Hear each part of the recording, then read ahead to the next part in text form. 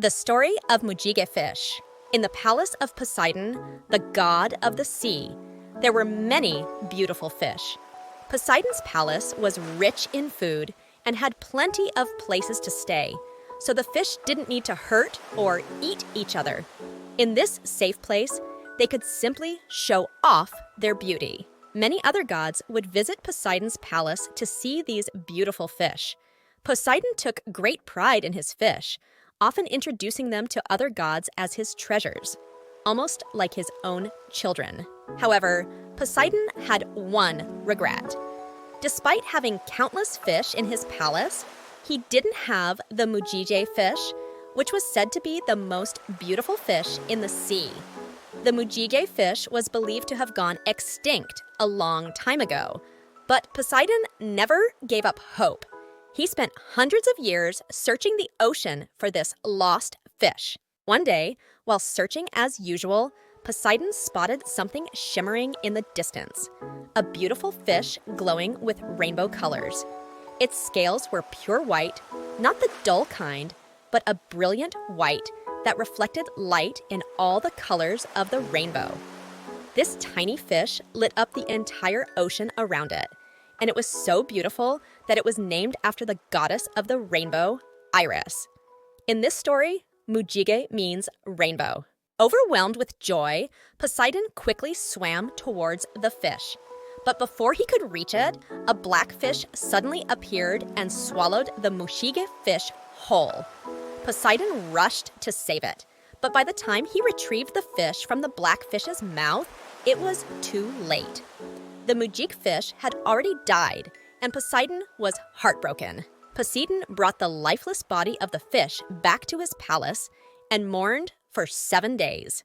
On the 7th day, he noticed something small and orange shining from the fish's body. It was an egg, a Mujige fish egg. Overjoyed, Poseidon carefully took care of the egg, hoping it might be the last Mujige fish in the world. Another week passed, and the egg hatched into a tiny fish. Poseidon named it Nilpiraeon, which means always blue. Nilpiraeon lived safely in Poseidon's favorite golden fishbowl, where it was protected from the dangers of the ocean. In the safety of the golden fishbowl, Nilpiraeon could do whatever it wanted. It could swim, dance, drink water, spit it out, and eat as much as it pleased. Life in the fishbowl was perfect. One day, Nilpiraeon became curious about the world outside the fishbowl. It asked Poseidon if it could leave the bowl and explore. But Poseidon firmly said, "Nilpiraeon, the world outside the fishbowl is very dangerous. If you go out now, other fish will eat you. When you're a bit older and stronger, I'll send you to the vast ocean, where you can show off your beauty. Then you will be honored just like my own son." Nilpiraeon agreed to stay in the fishbowl until it was big enough to protect itself. Later, Poseidon brought another beautiful orange egg to the palace, which he found where Nilpiraeon's mother had been discovered. The egg soon hatched, and Nilpiraeon was captivated by the new fish's beauty. It named the new fish Separang, meaning clear blue. Nilpiraeon and Separang enjoyed their time together in the golden fishbowl. Everything in the bowl belonged to them, and the other fish obeyed their commands. The light from Nilpiraeon and Separang's bodies made the fishbowl shine like a rainbow. The bowl became even more beautiful than when Nilpiraeon was alone. One day, while Poseidon was away searching for another Mujige fish, a large sea serpent visited Nilpiraeon and Separang. The serpent, with sharp, piercing eyes, shared a secret with them that no other fish knew. When Poseidon returned, Nilpiraeon said, "Poseidon, I heard that your grace blesses all the seas." Poseidon replied kindly, "Of course. And I heard you are the master of all the oceans." Nilpiraeon continued. "Yes, you know it well," Poseidon answered. Nilpiraeon went on, "And every fish in the sea belongs to you, and they live by your grace?" "That's right," Poseidon said. "I provide them with food and places to live. Without my blessing, they would dry up and die. Then Nulparaeon said with determination. "I want to be like you, Poseidon. I want to live on my own without relying on your power." Poseidon was taken aback. "What do you mean, Nulparaeon? Are you saying you don't want to live in the sea I provide? Do you want to live on dry land?" "Yes," Nulparaeon replied. "If it means I can be like you, I want to be free from your control." Poseidon's face grew serious.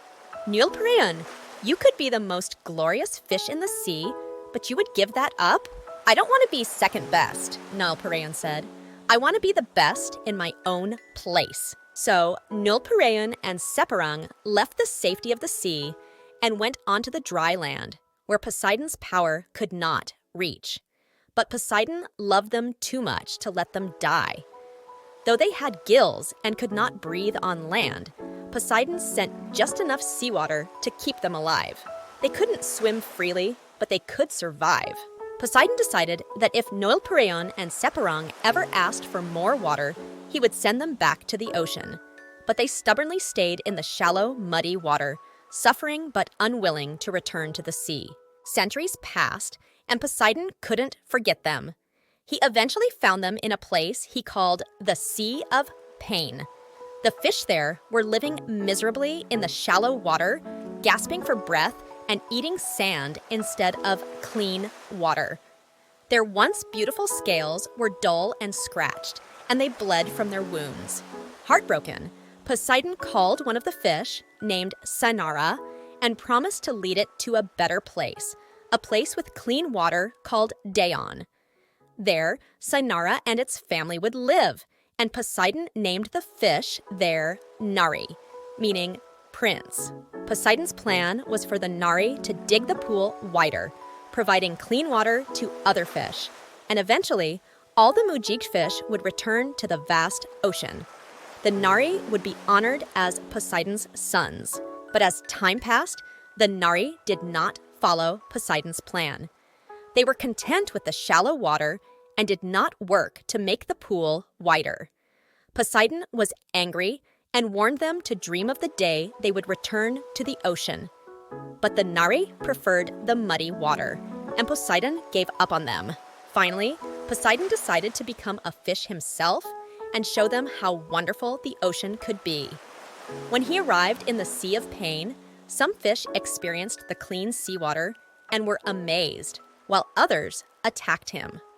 Poseidon, in the form of a fish, began to bleed, and as he bled, the pool began to fill with seawater. The fish who stayed in the pool started to grow and thrive. Poseidon, now small and weak, said to the fish, "I love you this much." The fish who realized how much Poseidon loved them were happy, but others continued to reject him, preferring the mud. Poseidon, seeing this, resigned himself to their fate, saying, "One day, I will dry up all the water here as you wish. But if any of you want the seawater, I will take you to my beautiful ocean, and you will be called my son." The fish in Daon decided to spread this message to the others. They waded through the mud, risking their lives to tell the good news. Some were hated or even killed for their message, but they continued to spread the word. When the time set by Poseidon came, many fish joined him in his beautiful ocean, living as his sons and enjoying all he provided. But those who rejected Poseidon and the ocean were left on the dry land where they perished. If you were a Mujige fish, what would you choose?